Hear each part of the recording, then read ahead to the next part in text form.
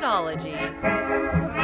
Hey everybody, welcome back to Record-ology. Okay, nostalgia is everything to me, you guys. Nostalgia is everything. That is why I bought this. This was my first Walkman, or Discman, I should say. This is my first portable CD player, the D131. We've done shows about this before. I got it off of eBay, and it's not the best one ever made, but it was important to me. It doesn't even have anti-skip. I mean, this is a very basic machine. But this is what I had, and at some point in my life, I'm like, you know what? I want that again, and I can get it for cheap. It's like 10, 12 bucks. That's an easy win. So I've done the same thing, and I've picked up, you guys saw I posted about this a week or two ago. I picked up the Sharp JC170. Now, this is one of two Walkman-type devices that I owned as an adolescent that were very, very nostalgic to me. This one and the Sony F2015 Walkman. I had both of these. I think I had this one before that one. This is like 91, 92, I believe, and I picked it up recently. So I wanted to talk to you for a minute about not just nostalgia, but about the quality of vintage cassette versus contemporary cassette. And as we've talked about before, there's not a lot of companies that make the actual mechanisms in a modern cassette player. There is a design, a Tanishin design from a back, even into the 90s. Tanishin was making, cheaper but decent cassette mechanisms. And when I pointed that, I'm saying this era, not this machine. But now the clones of that Tanishin design are found in everything. So whether it's this very basic Tyler, whether it's a very similar Jensen that I have in the closet that I should have got out for this, it's literally almost identical, or this Reticus, you're looking at a very similar mechanism. Let's see if I can pull this back. Look at the motors in the same spot. You'll see similarities. This one actually might be a slightly different variant, but you will notice certain things, like on units that record that have the very familiar magnet, the blue magnet erase head and stuff like that. So you just get to notice these things. Now, unlike turntables, where some people say, oh, vintage is always better, for everything. Record players, I don't necessarily believe that. I mean, I think that a lot of the stuff that's coming out nowadays is very good quality for turntables, but for cassette players, that is what I actually agree with. I believe that is the case. If you're going to do any cassette ripping to MP3, blah blah blah blah, you're best off to go with an actual, just a cassette player, and then use some sort of digital encoder rather than an all-in-one kind of a way of doing it. So we're going to do a sound test between a modern-day cassette mechanism and a vintage one. Like I said, I just got this. I haven't even powered it up yet, so I thought we'd do one. Now I'm going to take this out of the mix. This is the best probably performing modern cassette portable that I've got, and this is what I've been using lately. Like I've told you before, I listen to movie audio at night. Lately, my favorite has been the Far Country. Almost at the Far Side. 1954. And again, I don't do anything fancy with the labels. I mean, side A, side B. And I love this stuff. I literally, this is what I fall asleep to. I just zone out. It's got to be a movie that I'm familiar with, or a TV show. And I just, record the audio from my own copies for my own personal use. And it's great to fall asleep with. I absolutely love that. Anyway, let's do a sound test. So, because I'm trying to avoid copyright content ID matches, I want to find something that may not trigger that, because I want us to give it a chance to really hear the sound a little bit. So maybe we'll be okay with this German marching music. It's actually really cool. And I have tested this on my Pioneer deck, and it does have really good fidelity, so I think this will be a good test. For the test, I'm going to use this little Bluetooth speaker system that I have here, because it's got a line input. It's stereo. Yeah, so let me turn up the volume on this. Okay. Pretty simple device. We're going to plug it into, we're going to start with the Tyler. This is a common example of modern cassette players. I want to listen to what modern versus vintage sounds like, because it's my experience that when it does come to cassettes, you will notice a difference on vintage versus modern. Okay, so our volume is up here. in here. Oops. Yeah, it's been one of those days. Somehow it works better for the tape in. I don't know. Okay, is it even working? Hello.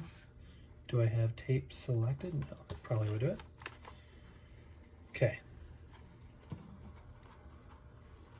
Okay, I've got it cranked. I did not test this beforehand. Okay. Come on.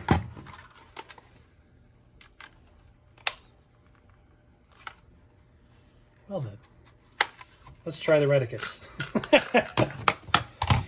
Oh, you guys, I'm authentic if nothing else. Let me just say that. I don't pull punches on this show. Okay. We are going to see if I have the brain power to operate a cassette player. Try it with tape inside this time.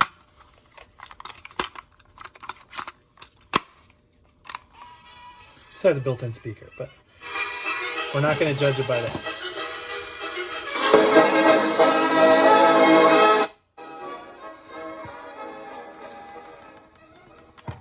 Look at these volumes.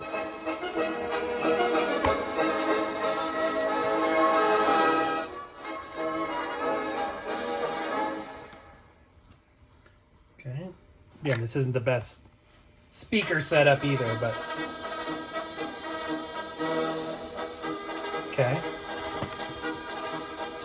So, and again, at best, I call modern cassette mechanisms adequate.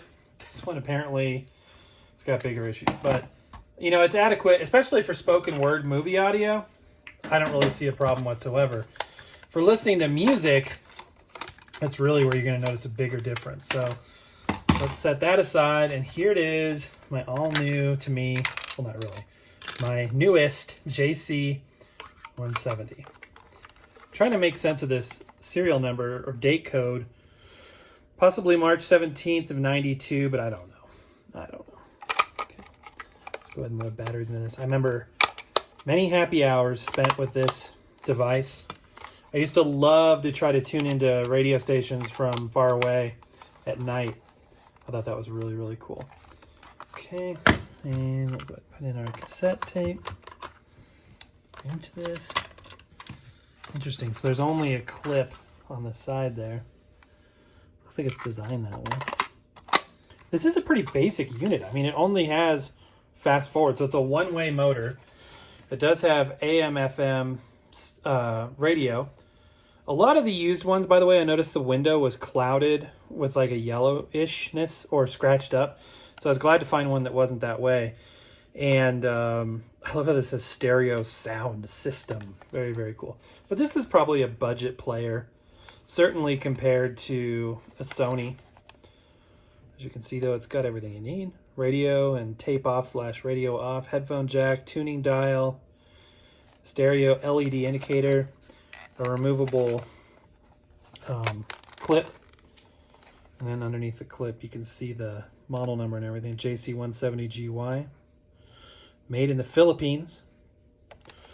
By the way, I've got my forward-facing mics on if I sound a little bit more hollow than usual, just so we can hear, you know, in stereo too what's going on here. So okay, so remember what that other one sounded like. Here's this one. I haven't cleaned the heads or anything. This is literally out of the package.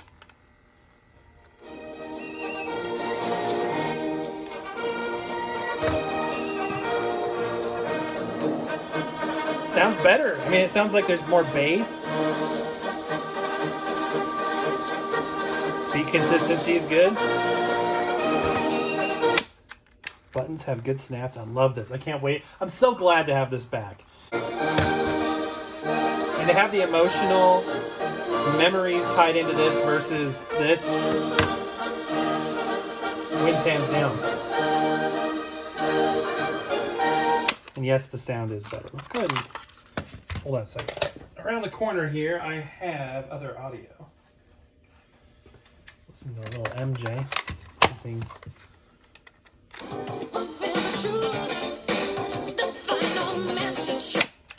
Really good fidelity. A slow fast forward there.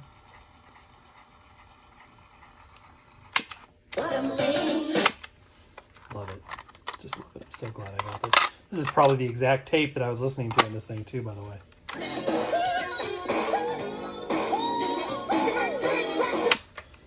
love it. Good stuff. Have you noticed that when you first start playing cassette, sometimes it sounds a little bit warbly for about a second and then it clears up? I don't know why that is. I use these tapes a lot. I actually have more than this, but it's on the top of the stack there for demo purposes. With a glimmer of potential, if allied. Interesting.